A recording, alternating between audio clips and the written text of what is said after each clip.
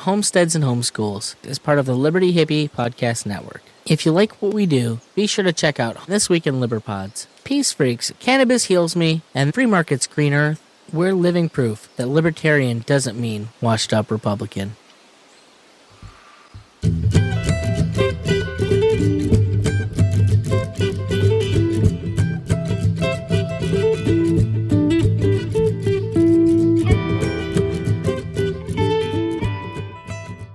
What's popping out there in your homestead land, your homeschool land? It's me, the Liberty Hippie, here with you for another week for episode number 83 with my guest, Mr. Clinton Wilcox. I had Clinton on today to talk about a little thing he's got set up. He's offering some, as you call it, a class, some tutoring. He'll do a class on logic. So we talked about logic, what it is, why it's important for your children to have it, to be adept at being able to use logic and to think coherently. Some things that we don't always necessarily see coming out of the public school system. So keeping it short on the intro today. So let's go plant those seeds of liberty with my guest, Mr. Clinton Wilcox. Can you see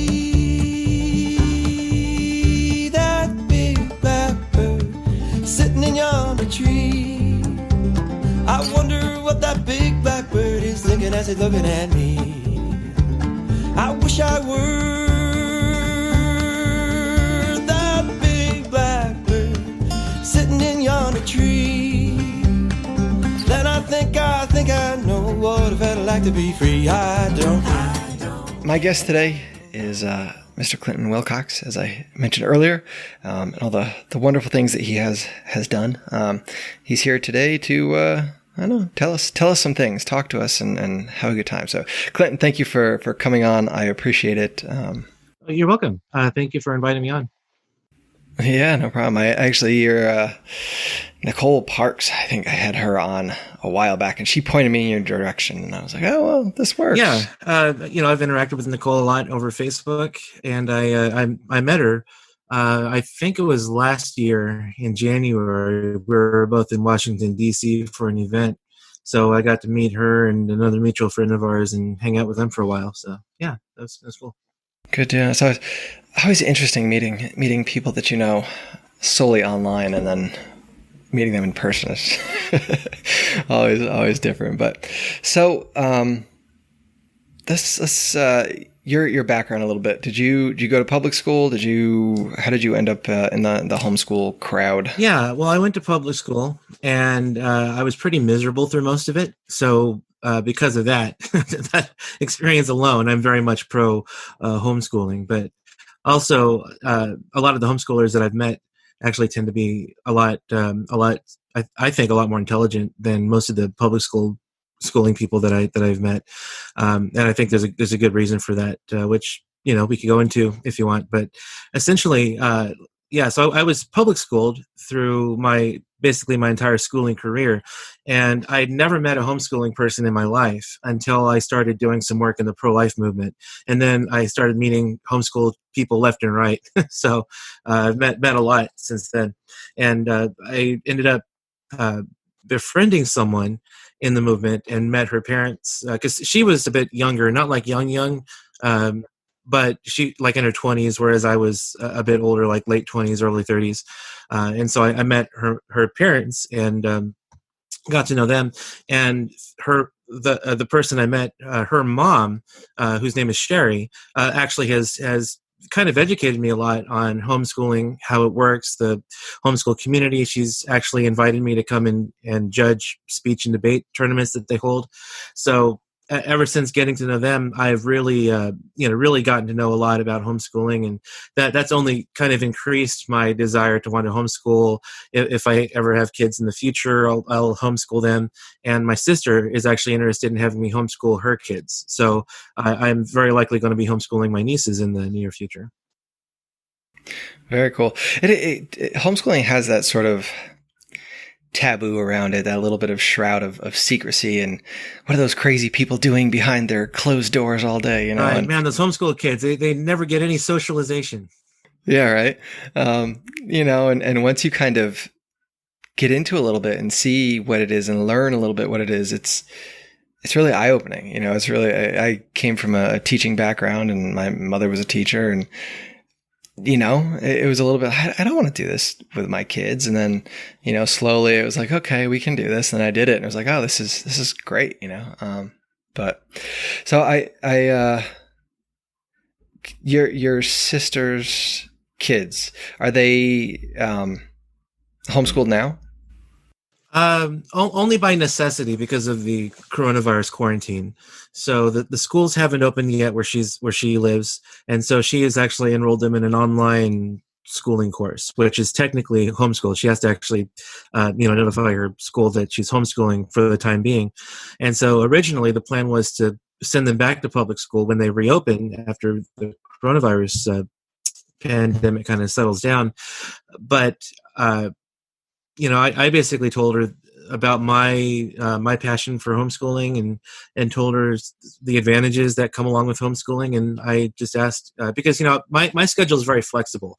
I don't just do work in the pro-life movement, but in bioethics more generally, right? I give presentations. I've been published in a peer-reviewed journal and things like that. And so so my schedule is very flexible, where I could homeschool during the day and then do my writing or reading, whatever I need to do during the evening. So I asked her if she, if she'd be okay with me homeschooling them.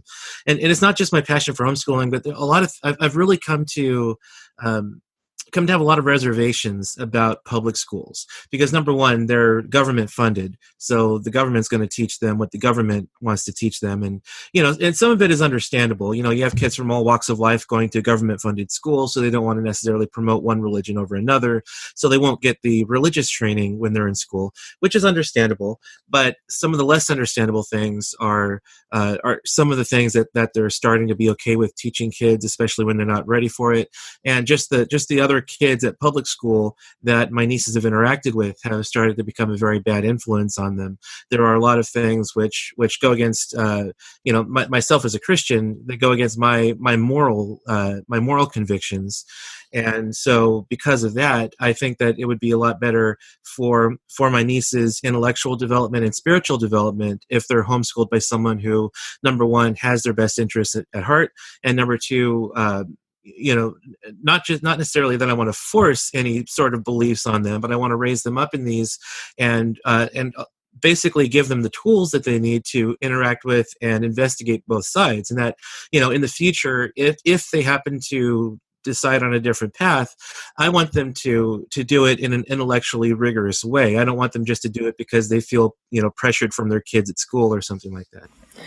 Yeah, I think it's a big thing there, because like on the one hand, you don't want to shelter them from the world, from everything that's out there, and expect that, you're going to pop a 16, 17-year-old kid out into the world and they're going to get along. But at the same time, like, you need to be able to develop them to give them the backbone and the morals to build off of, like, and when you're always surrounded and there's a lot of the stuff that goes on in the public school, it can be tough to build that foundation that they need. And so it's definitely something that, like, we've kind of thought about a little bit, like, afterward as a afterthought, to the religious side of things. But it is, yeah, and you definitely don't want to wait until it's too late. No. When they go off to college and some atheist professor has basically drilled religion out of your kids. You don't want to wait until then. Yeah. No, it's definitely an interesting. I've talked to people. I know people like I am one of those where kind of like, you don't have that solid background, that solid foundation when you get to college, when you get somewhere where you're pushed a little bit, not, you're pushed harder than you pushed the other way.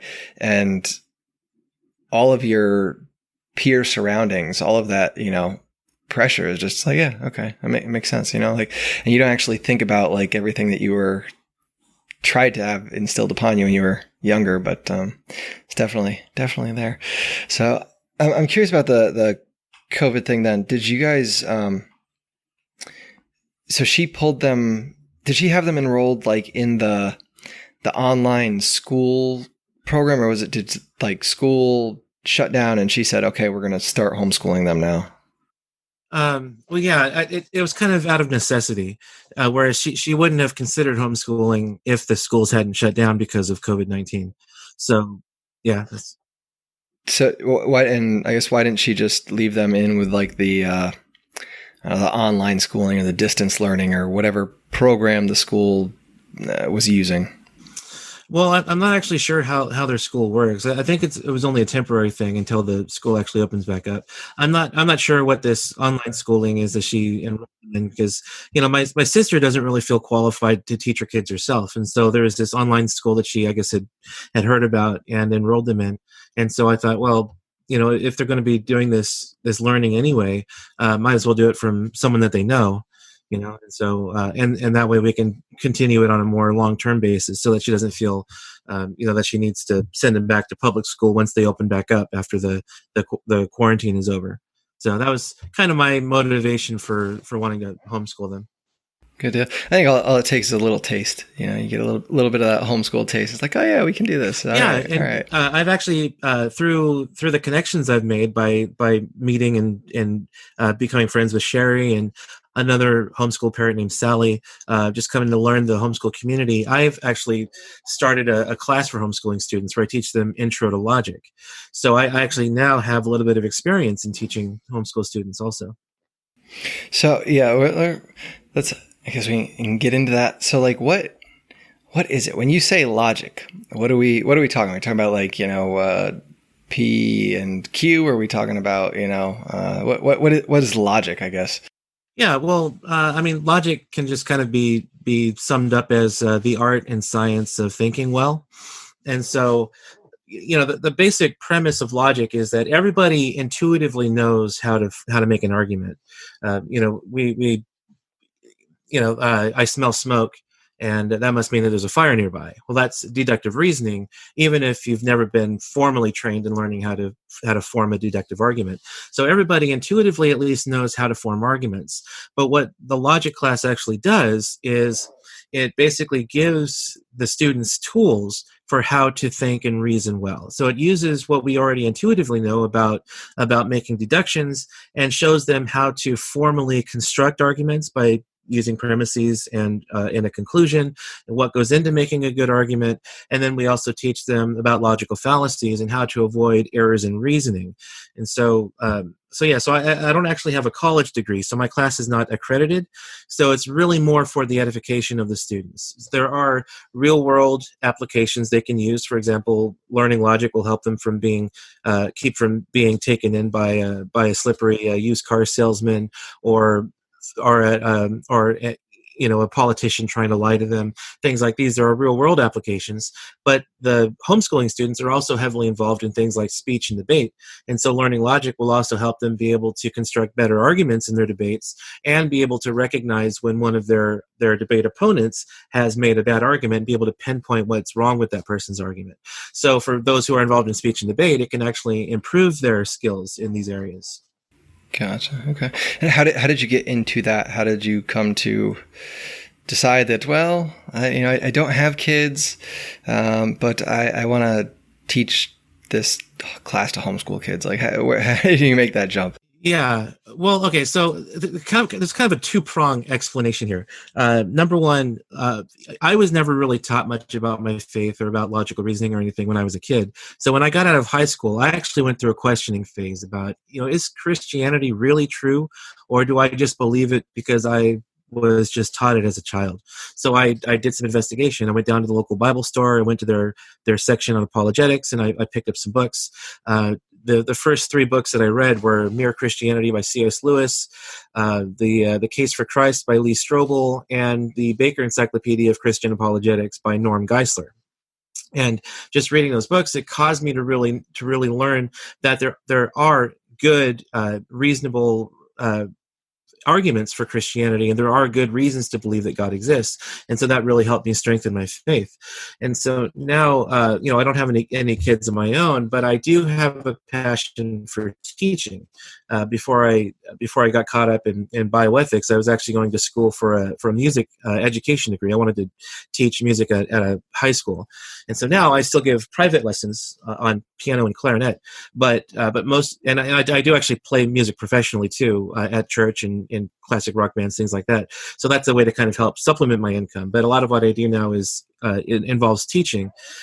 So yeah, I've just kind of always had a passion for teaching. When I attended my college, I actually did some tutoring through the library, and the people I would help through these classes would come back to me and say, I never would have passed my test if it wasn't for your help. And, that kind of stuff just really made me feel good about myself and about teaching, because it really helps me, because, I can make a difference in people's lives. And so I'm not just kind of going through life doing my own thing, but I'm able to actually benefit others through teaching.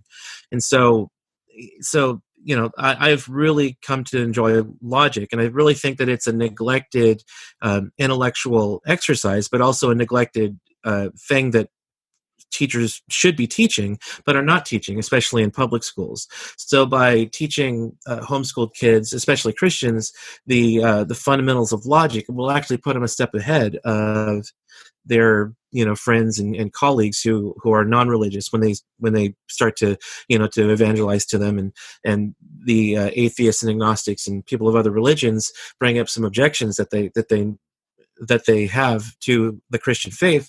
Well, if they've gone through a logic class, then they can actually give them better responses than they would have if they'd never taken a logic class or never read any book on apologetics or anything like that. Gotcha. It's interesting because when I think about my education and where I got logic, it was basically just like a math class. Like, it was really the only place that I ever talked about logic. And that's, like I said, if P, then Q, like that type of, thinking. It was never expanded into anything larger than that. Yeah, there's definitely a lot of math in logic, especially when you start going on to the higher forms of logic. I think it's interesting that, like that's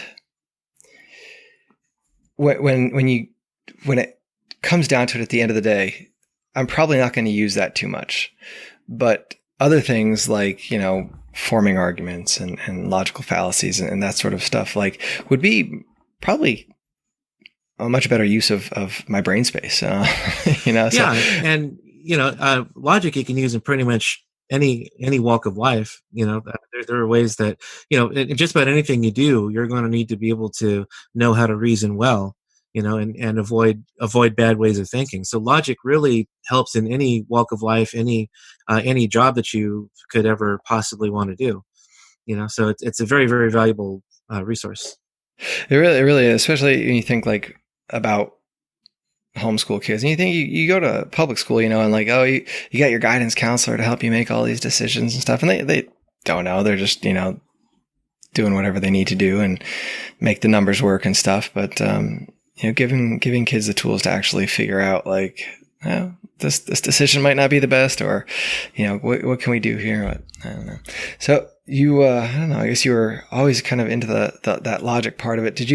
So are you working mostly with like a Christian based co-op type thing, or is it just, who's your audience that you're with now? Yeah, it's actually pretty much just me on my own. Whenever I'm ready to start teaching another class, I send my flyer to my homeschool friends and just say, hey, would you mind sending this out to people in your community, people who are homeschooled who if could benefit from this class, and they'll just send that to them. And I have my phone number and email on there, and they'll give me a call. I recently sent one to Nicole because I wanted to start branching out and doing this logic class over Zoom. So, because I feel it'd be a good way to help, because obviously I can't be in 10 places at once, but with Zoom I can teach kids in 10 places or even more depending on their availability. So I've started branching out a little bit. I do want to start teaching this online if I get a big enough interest in it from other homeschool communities. Yeah, I was just about to ask you if you do it strictly on like in person or online, or if you're branching out online, is there a number that you want to see before you say, okay, I'll do a class there, or have you figured that out yet? Not necessarily. I'll teach basically a class of any size. In fact, just this past year, I was actually just teaching a class of one, basically just tutoring one student, because I recently got the teaching materials for intermediate logic, which of course is the next step higher to intro to logic. I'd never taught it before, and he was interested in learning more about logic. So it was kind of a mutually beneficial thing between me and the student, where I'd never taught this before. So by having him as my only student, he'd be able to learn more, like a higher form of logic, and I'd be able to get some experience teaching it to another student before I attempt to teach it to a whole class. So I'm okay just teaching one student if they're okay just being alone in the class, but I'm also okay with a class of a bigger size. I think so far the biggest I've ever had in 1 year was probably about 10 kids. So haven't really taught a huge size class yet, but I'm okay teaching a class of basically any size, as long as they're comfortable in the class size that we have. Yeah. All right. And what age groups, or how much variation can you have in age in a class before it starts to get too disjointed? Yeah, I'm not sure about that, because I haven't really had that issue yet. I do encourage the parents of students to sit in the class if they like, because that will also help them not just learn logic, but also kind of see what their student is learning in the class, which can lead to discussions over dinner, that kind of thing. So I don't really close it off to any age group, especially if parents would like to sit in with their kids. The material is geared more toward high school age students, but I'm also okay with teaching younger if they're more advanced and can keep up with the material. Usually because of the busy schedules that homeschool students tend to have, I usually just teach this 1 day a week, when really it's for best results, it should be taught 3 or 5 days a week. So it's really kind of an accelerated sort of course, where you really have to attend every class session. You have to keep up with the material. Otherwise, you can get behind pretty quickly. So those kinds of things need to be kept in mind too. I would teach 3 or 5 days a week if the students had time, but generally that doesn't really seem to be the case, because there's a lot of extracurricular activities and things that students do that keep them pretty busy. So 1 day a week is usually the best I can get. And so I've kind of tailored the class to teaching 1 day a week. But then, of course, that becomes all the more important for them to attend every day, to keep up with the work. And if they're struggling on something, to send me a message or come see me, outside of class sometime. I do, in the syllabus I send out, I do post, my office hours and that kind of thing. So if they're struggling with something, they could come see me, or even schedule something, that is not part of my office hours, but if I'm available, they could still see me. So I do try to make myself available outside the class session too, in case students are struggling with something and need some additional practice with it. Gotcha. So how long has it taken to kind of get here, to get to the point where you're at now, that you've kind of developed this curriculum, you've taught some classes, and now you're trying to branch out online? How long has that whole process been? Well, I've been doing it now for about 4 or 5 years, and I didn't really create the curriculum. I do work on the curriculum of a guy named John Nance. He's the one who put the logic text together. But I've definitely adjusted it, because some of the things in the textbook are either inaccurate, or sometimes there's like a typo made or something, or just something which I think could be explained better. So I'll adjust that if I feel it needs to be. But I've also supplemented the material with material from other logic texts, because there are things in Nance's textbook. Nance's textbook is great. It's excellent. It really puts everything in perspective, makes it easy to learn and understand and do the work. But there are some, but it's, his book is incomplete, I would say. That there are some things which I think should be explained in the text which aren't. So I've taken some time to kind of bring in some material from outside the curriculum to kind of adjust it a little bit. But for the most part, I follow his curriculum pretty strictly. Good deal. It's one of those things that I learned when I was teaching. Even if somebody gives you a curriculum and you try to teach it, and it's complete and it's amazing, like, it's not yours until you've actually tweaked it. And kids know that, like they know that if when you put the little things in it, when you pull something from another book that you found useful, like they get that, they see that buy-in, they know that buy-in, and they're better suited. I don't know. They're going to feel it more positively. But curious, what would you say is the most important thing to kind of get out of or have as a tool? If you're a kid coming into a logic class, like what do you hope that if they walk away with one thing, what would it be? Oh, I guess confidence would probably be the most important thing, to know that if they can construct an argument, that'll give them the confidence they need to present it well. There's a lot of things that we teach in the logic class which can help build confidence. One of those is the first 4 or 5 lessons we spend on just definitions alone, because it's very important to define our terms. And so if we keep in mind that we need to be sure we have clear terms, if someone is using a term that's not clear, then you'll know that you need to ask them for clarification, that kind of thing. So all of the things that are taught in the logic class, I think would really go toward helping the confidence level of the kids in the class when they have to actually interact with people on controversial topics like religion or, same-sex marriage, abortion, things like that. We don't necessarily teach them to be like arrogant and like they can't possibly be wrong about anything, but it will definitely increase their confidence, that they'll know that they have a good argument. Even it may not be successful, they might need to adjust it or abandon the argument altogether in favor of another one, but it will help them realize that if they ever feel like they're in over their heads in a discussion, all they need to do is just remember what they've been taught in the logic class, and that will really help elevate their conversations quite a bit. And have you had any kids that you've taught in years past either come back, or that you've gone back into the same kind of homeschool group and you see them again, or have you had that at all? Sometimes at the speech and debate tournaments that I judge, I've actually seen previous students that so obviously I have to kind of indicate that I know those students and I can't judge them, but I do occasionally see them at the speech and debate tournaments, and sometimes I'll get siblings of students I've taught before, things like that. So that occasionally happens. Good deal. Well, I don't know. I'm curious about the speech and debate. I don't know, because it was never something I did. Is that how did you get into that, or was that just all part of it? Well, my friend Sherry basically just said, "Look, we do speech and debate. You're well versed in logic, so would you like to come judge these tournaments?" And I said, "Yeah, sure, I'd love to." I never had any experience debating. I have done speeches, of course, during school. I mean, you do speeches, fairly often, oral presentations, and I've actually taken a public speaking class too. So I've done a number of speeches, but never actually done a debate. So that was actually kind of eye-opening for me. I have watched professional public debates by guys like William Lane Craig, Trent Horn, David Wood, some of these other debaters who are debating Christianity, things like that. But when you judge Lincoln Douglas debate, it's sometimes it's a similar format, but not nearly as long. Whereas these professional debates can run 2 or 3 hours long, the debates that I judge usually run about half an hour.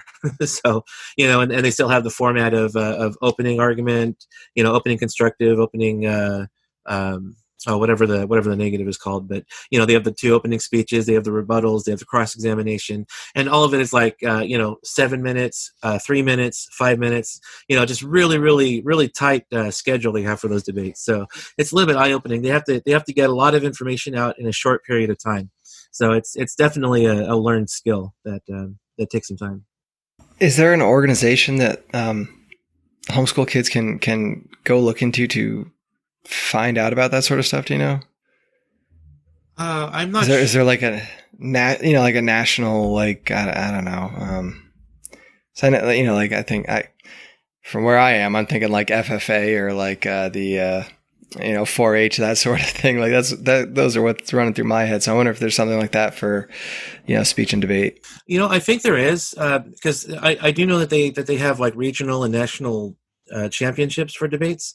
I'm pretty sure there is a national organization. I don't know what it is, just because I'm not I'm not actually a homeschool parent, so my interaction with the homeschool material is still kind of new. But yeah, you could definitely search that out. Maybe ask one of your homeschool parents in your community or something. They might be able to point you there. I'll see if I can. I'll see if I can dig something up and throw it in the show notes. But I don't know. I guess that's it. Anything else you want to add we missed, or you feel like you need to tell me? No, I think I've pretty much said everything I need to say. Unless you had some additional questions. I don't know. I'm trying to think. I don't know. But so where can we go to find you if we are interested in calling upon your services over the Zoom? Yeah, well, if you want to find me and just kind of interact with me, you can find me on Facebook. Just look for my name, Clinton Wilcox. I also work for an organization called Life Training Institute, which is a pro-life educational organization. So you can email me there at clinton@prolifetraining.com. Or if you might be interested in taking a logic class from me, there are a couple ways you could reach me. You can reach me through my email. I use an alternate email for homeschooling, and that's c.wilcox85@yahoo.com. So you can go ahead and just email me there. Put in the subject line something like homeschool or something like that, and just let me know that you're interested. Let me know where you're from, because obviously if you're I live in Sanger, California, so if you're not from nearby, it would need to be online. But if you or any of your community would be interested in taking a logic class, I'd be happy to get some more information to you. All right, sounds good. I appreciate your time, and wish you luck. It goes well for you. Thanks. You too.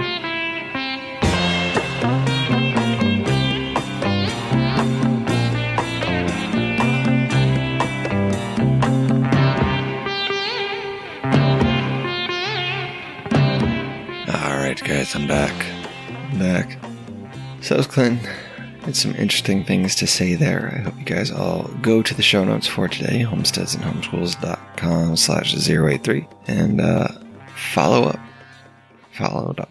Check out what Clinton's got to offer, and I know it's tickling some of you out there, so go check him out and look, see, hit him up. Not much to say here, guys. I've been recording my intros and outros in the morning on Monday morning, and I tell you, my brain is just not functioning. I can't think of all the things I'm supposed to say and tell you to do, but just gonna have to bear with me there. So go over to iTunes, leave a review, tell me what you had for lunch yesterday, or what you will have for lunch today, or whatever. Go to homesteadsandhomeschools.com/Amazon and click through on the little affiliate link. Gives me something there. And if you want to support the show even more, go to patreon.com/thelibertyhippie. You can sign up to be a patron of the show, and you got some different things there, different levels. But I tell you this, everybody will get some seeds. And I'm thinking that will be a reoccurring event. Some seeds that I've saved from our crops, and I'll share them around with you all. So yeah, I guess that's all for now, guys. Hope you're all having wonderful, wonderful times out there. And if not, just wait. It'll get wonderful. Right? Maybe? I don't know. Anyway, get out there, sow those seeds of liberty. We can all reap sheaves of freedom together.